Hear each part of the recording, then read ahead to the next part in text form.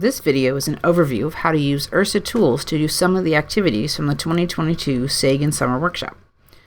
The Sagan Summer Workshop is held annually and is a week-long summer school for early career astronomers. In July 2022, the theme was Exoplanet Science in the Gaia Era.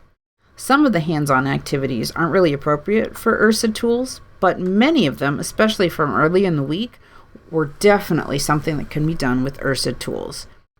In this video, I'm going to show you how to do the tasks laid out in some of these activities, but I'm going to leave the questions open-ended so that you can do the astrophysics yourself. The links here go to the Sagan Summer Workshop homepage. The specific links for the 2022 workshop is here. You can get to all of the slides, and the videos are on the YouTube channel, so you can watch all of the videos specifically from this past summer.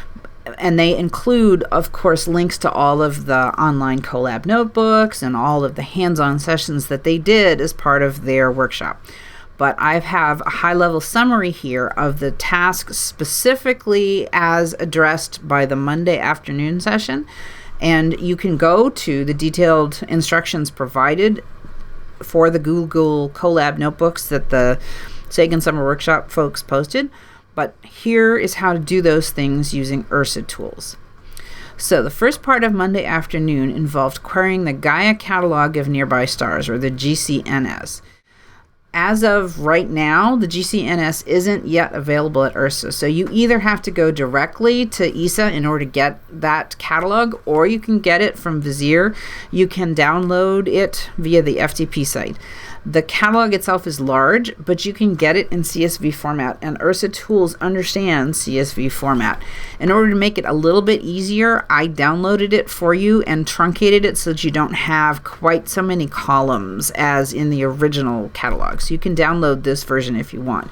You can, of course, also get your own copy directly from Vizier. In order to get it into IRSA Viewer, you go to IRSA Viewer, click on the Catalogs tab, and then Load Catalog File, and then go and find the CSV file that you either get from me or that you download from Vizier. It gives you a preview of the catalog columns here, and then Load Table to load it in. So you can see here it's 331,000 objects. File that I generated has fewer columns than the original. So the next thing that they want you to do is filter it down so that it's only the stars within 20 parsecs. So in order to do that, you need to restrict the stars to only have parallax greater than 50 milliarcseconds. So if you go back to IRSA Viewer, if the filters aren't on for you, you need to turn the filters on, find the parallax column, and filter it down so that we only have stars with parallax greater than 50. That leaves about 2,500 stars, and indeed 2,600 stars. Now, we need to make an observed Gaia color magnitude diagram for the sample. We can use IRSA Viewer to make a plot of G versus B minus R. So the columns in the zipped file are BP mag and RP mag. Now notice that it's capital BP and lowercase mag. So we go over here, click on the gears, BP mag minus RP mag, and the y-axis is G mag. And then we're going to BP minus RP, G, and then reverse to put the bright objects at the top, apply, close. Now we have a color magnitude diagram. Okay, it says pin the plot so we can compare it to other plots. So we go over here, pin chart. We're going to save it as the observed CMD. Yes. So now we've got a pinned chart. Okay. Now, make an absolute Gaia color magnitude diagram for this sample. That is correct for distance because we have the parallax. I'm going to use IRSA Viewer to make a new plot now of absolute G versus B minus R. Now, here's the hint. We've got G mag, and we need to take into account the fact that we've got parallax, which is in milliarcseconds, and 5 log D minus 5. Let's go back over to IRSA Viewer. We're going to make a chart instead of, well, the x-axis is okay, B minus R is still okay, but for the y-axis we want to do that. And again, we're going to change the label to be absolute G and reverse it so the bright objects are at the top, apply, close. Now we're going to pin that. I'm going to call it absolute CMD. Yes. Okay, let's make this smaller so we have bigger plots. So now we have the observed CMD and the absolute CMD. Okay. What are some things that are the same and different between these two plots, and why? What happens to the outliers if you plot absolute G versus G minus R instead of G versus B minus R? Okay, I'm going to leave the number 3 there as an exercise for the viewer. What happens to the outliers if we change what's plotted? Okay, so we have an absolute CMD of G versus B minus R. Let's change what's plotted here, and instead of BP minus RP, we can do Gmag minus Rmag. Apply. So over here, we've got G versus G minus R instead of B minus R. And now we have something that looks really different, right? So again, I'm going to leave it to you to answer the question of why that's different. Number 4, make an absolute SDSS color magnitude diagram for the sample. The SDSS photometry is included in the GCNS catalog, and you still have the parallax. The SDSS filters are the columns G, R, I, and Zmag. Try G versus G minus I. You may have to cope with some outliers, either by filtering the catalog or changing the limits of the plot. Okay, so we want to do G versus G minus I. So we want to do, for the y-axis, we want to do little g. We still have the parallax in there. And then little g minus I. Apply. Okay, we forgot to reverse the y-axis again. Reverse. Apply. Close. Now we still have some outliers. So in order to get rid of those outliers, we can filter that down. All right. Why does the SDSS CMD look like it does? Why is it worse or better? I'll leave that as an exercise for you. All right, Monday afternoon, part 2. Here's the name in the Google Colab notebook and the name in the Exoplanet UI. And then some critical columns in Gaia DR3 and the definition. Now, in the Google Colab notebook, there's a step where you have to query the Exoplanet archive, and they've done that from the command line. We can do it using the UI. So we need to go to the Exoplanet archive and find the Planetary Systems Composite Data Table, which is here.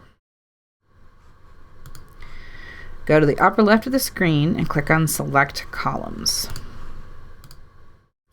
We need to clear all, and then select the columns corresponding to the columns in the Sagan Summer Workshop example in the table above. Then click Update and close the pop-up window.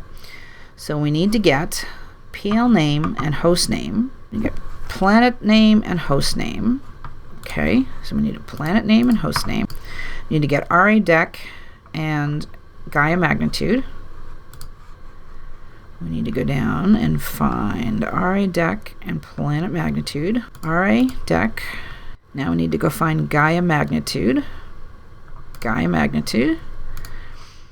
And then we need effective temperature and surface gravity. We need to find effective temperature and surface gravity. Metallicity, luminosity, luminosity, radius and age. Radius and age. Okay. Then it says update and close the pop-up window. Update and close the pop-up window. Okay. Download table. To download the table, save it as an IPAC table file. Okay. So download table as an IPAC table format. Download. Okay. Now we need to cross-match the Exoplanet Archive and Gaia DR3. So now we need to go to the IRSA catalog search tool, which is here. And we need to go to Gaia, DR3, multi-object search, and go find that catalog that we just downloaded. Now, to match what they're doing in the Colab notebook, we need to leave one-to-one matching turned off and give it a search radius of 1 arcsecond. Okay? But here's the problem. The Colab notebook doesn't have one-to-one matching as an option. Okay? Because the Colab notebook is now dealing with the fact that they don't have a unique match. And the Colab notebook is dealing with the fact that they don't have a unique match, and they're dealing with the cross-match issues. Okay, so the issue is the spirit of the questions asked in the Colab notebook is dealing with that. And one of the columns that the catalog search tool returns is a column that's dist_x, which is the distance between the requested position and the match. And you can explore that distribution, and you can explore, what are the ramifications of having more than one match and how you get rid of the bad matches. But we can actually bypass some of that. When we go to the catalog search tool, we can turn on one-to-one matching and give it a search radius of 1 arcsecond. So let's go back over here, turn on one-to-one matching, and give it a search radius of 1 arcsecond. Run query. So now what we're going to do is when it comes back, we're going to save the search results as an IPAC table file. All right, so it's come back. You can see here that it's finding matches that are pretty close to the position that we gave it, right?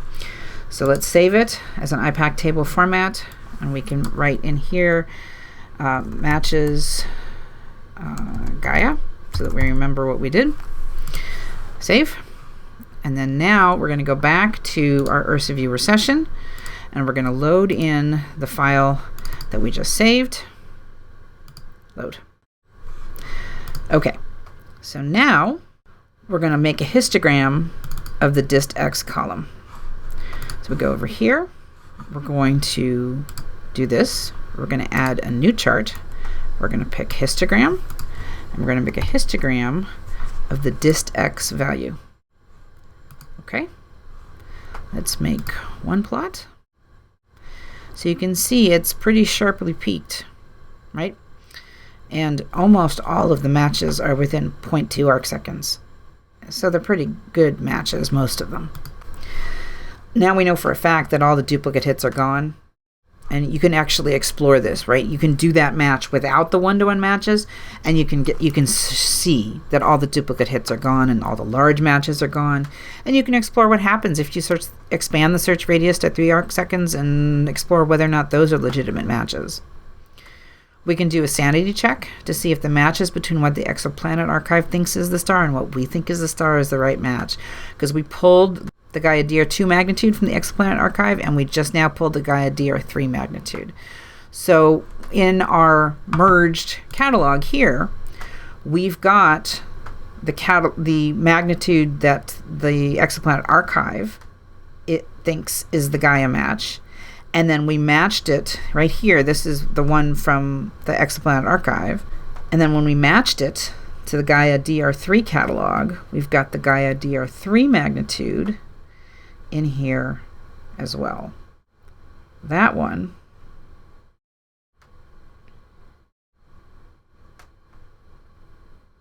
is here. So we can make a plot.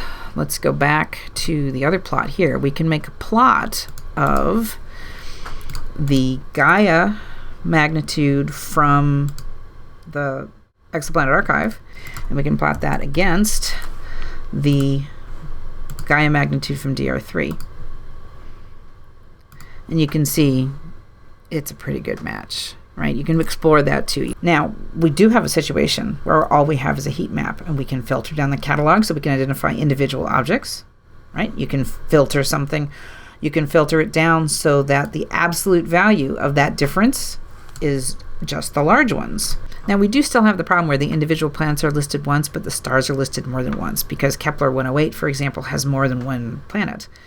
So but those objects are going to be plotted identically on top of each other in the plot, so they're just going to contribute to the source counts. But if you want to get rid of them, you can keep only those objects that have a B in the planet name. Now the next one is plot the Gaia absolute CMD for the exoplanet host stars corrected for the effects of extinction. Make 2 plots, one using the parallaxes to calculate G and the other using Gaia DR3 distances. What might be the cause of the differences you see? Create a plot.